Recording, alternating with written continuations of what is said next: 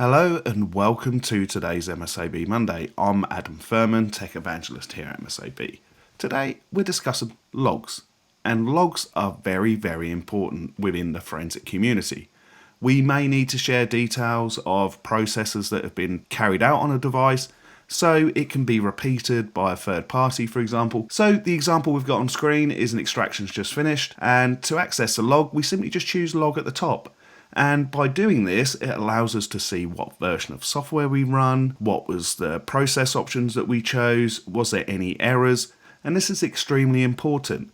It means that it can be shared with a defense team so the process can be repeated exactly, or we can share it with the delightful people in the MSAB support team. And to do that, we'd simply come down to the bottom here and hit Save Log. Now we also have other options available to us, so when your extraction is finished and you're on the case overview page, you can select the three dots from here and show log. But we can also see the log within XAMN. So to see the log in XAMN, we need to have a look at the actual data source. So this is the extraction file, and just a reminder, to get to the extraction, go to Data Sources on the tabs at the top. Once we're in Data Sources, we select the device, and from here you can see we've got a lovely little hyperlink View Extraction Log. The beauty of viewing it within XAMN is you can search it. So if there was any part that you wanted to search for, such as passcode, PIN for example, this is an easy way to find it. But as you can notice, we've also got a floppy disk symbol.